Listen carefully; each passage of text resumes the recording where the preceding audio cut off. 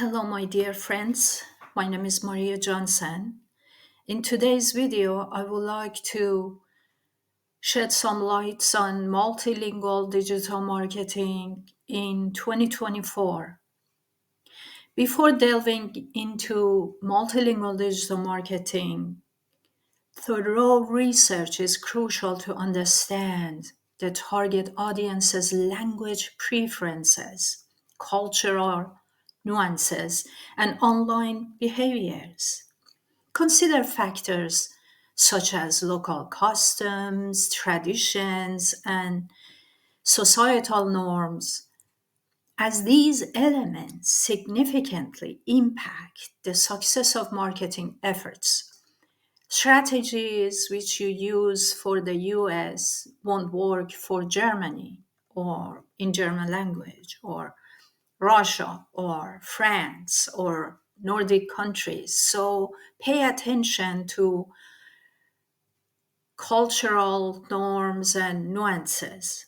The initial step in reaching a global audience is ensuring that your digital presence is accessible and appealing to users from different linguistic backgrounds. This involves accurately translating website content, adopting multimedia, and incorporating region-specific elements. Collaborate with native speakers or professionals. You have to do keyword research in each target language to understand local users' search habits.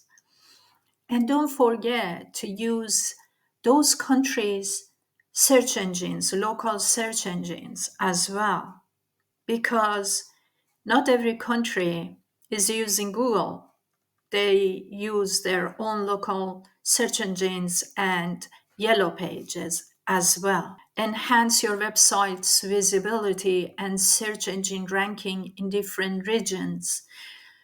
Whatever business you are in, if you are selling clothing, for example, in Netherlands, use orange color to represent your products because you sell more.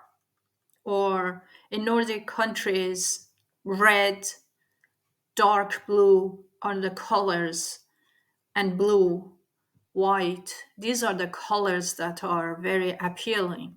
So it depends on where you're promoting your products and services. Some regions, people are more conservative, so the language you use should be conservative as well. And in terms of social media platforms, they're very powerful depending on which platform you're promoting, because not all platforms work for all businesses. Some businesses achieve more engagement on LinkedIn, while other businesses try to expand their business through Pinterest or through Instagram, TikTok. So it depends on which platform's algorithm loves your business, and that in that platform you will be able to sell more. And I know this veteran US person who been in Marine for 6 years, and then he got injured and lost his job, and he didn't have enough money, so he started selling belts on Instagram with a wife and 2 kids. So he was able to sell more because Instagram was working for him, and he's a small business owner now. When running multilingual paid advertising campaign, make sure that you customize your ad copy and visual to appeal to diverse type of people. And in terms of email marketing, segment your email list based on language preferences to deliver personalized and relevant content. Craft engaging email campaigns that consider cultural sensitivities and local preferences. Utilize professional services, local translation services to ensure accurate communication, avoiding misunderstandings that could harm your brand reputation. Or, for example, Chinese, when I promote Chinese products, of course, I'm not native Chinese speaker, but I lived in China. I spoke the language. In fact, I learned Chinese 3 months. I mean, I had zero knowledge in Chinese language, Mandarin. And when I was in Changchun, located in northeast China, when I was there, I went there for summer holiday. I was a student, and I fell in love with China and Chinese way of living, and I decided to stay there. My dad got really mad at me because he was paying for my education, and I said, I love here, I want to stay here, and I was accepted by the people.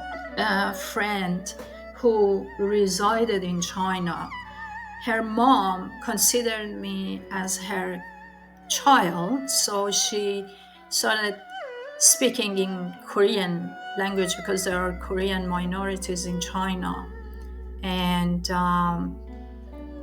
yeah, she helped me to enroll at Jilin Institute of Technology, where I started learning Chinese first, and it took me 1 month to get by because they didn't. I used Russian to communicate with my friend, my classmate, and but her mother didn't understand any languages. My friend went back to Russia, and I stayed at their home.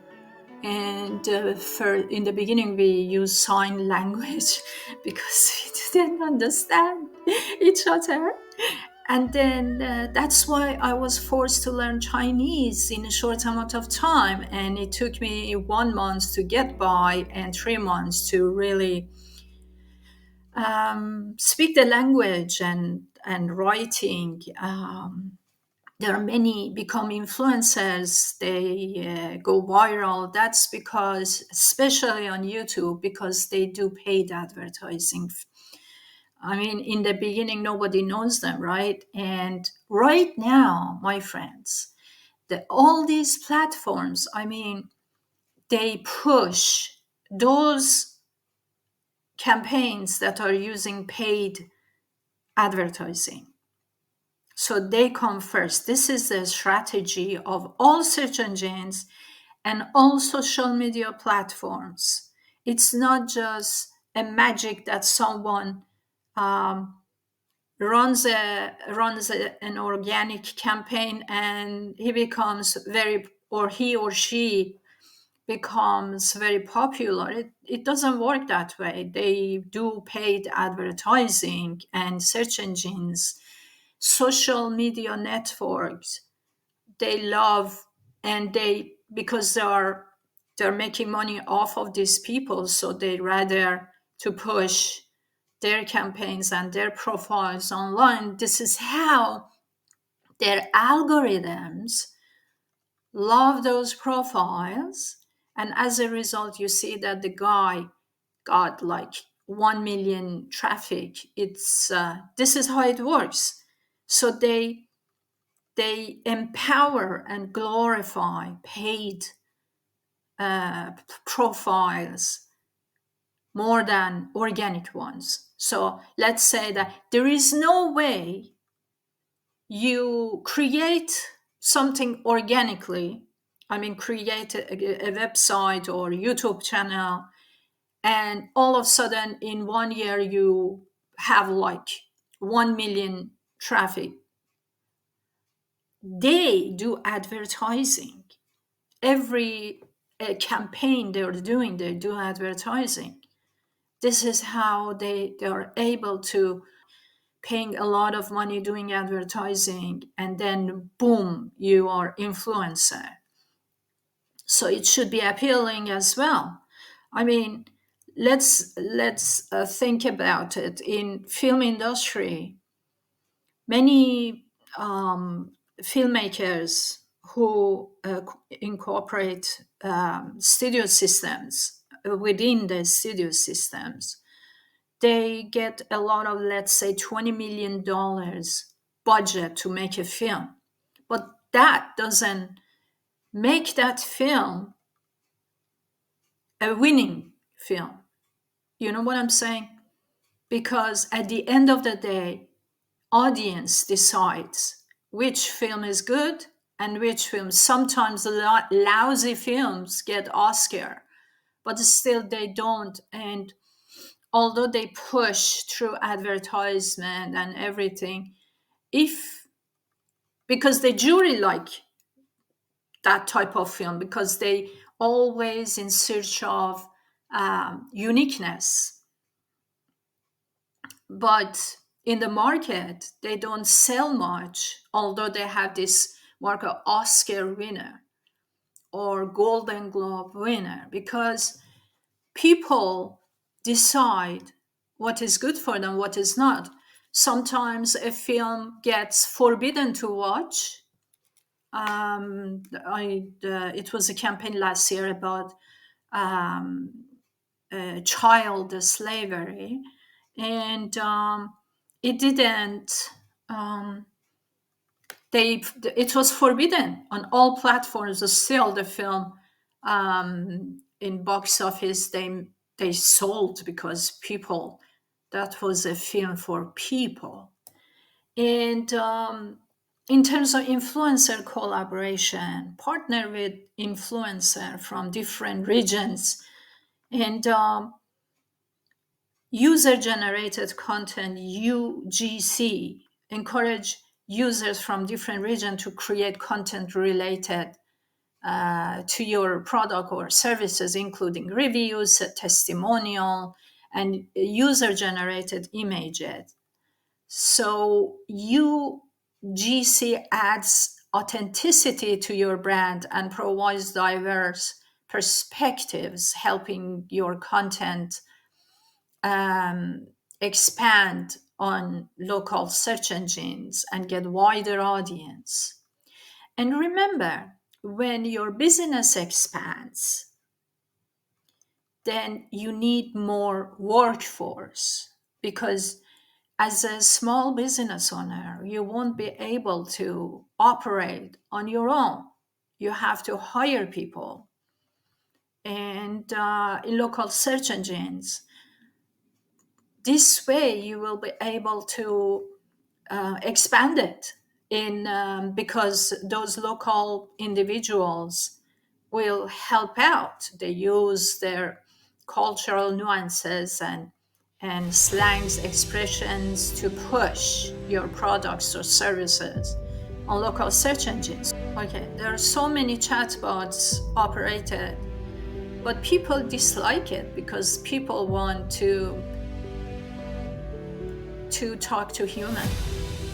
So try to have a human support, not robotic support. And in terms of cultural sensitivity training, train your marketing and customer support teams to be culturally sensitive, understanding cultural taboos, preferences, and communication styles to avoid unintentional misunderstandings. So, for example, I called PayPal and someone, since I was abroad, not in the UK, I was on my vacation. And this guy responded, but he was from Scotland, and he was kind of very, he tried to be polite, but the way he responded to my questions were impolite. You may also want to collaborate with local businesses, organizations, an influencer to strengthen your presence in specific regions. Local partnerships can provide insights into the market, increase brand visibility, and establish credibility among the target audience. For example, I was working for this major player German company, Austrian company, and I was responsible in Germany. And we collaborated with the local German ecommerce business. It was within clothing and underwear, high quality. I mean, this Austrian company was around prior to World War I, and so they were very established business, and I was responsible for promotion in Germany, and we did have collaborations with local businesses in order to push the products in Germany, Austrian commerce in Germany. And the next thing is implement analytics to track the performance of your multilingual campaigns. Regularly monitor website traffic, engagement metric, and conversion rates. Then use these insights to refine your strategies and adapt to changing market dynamics.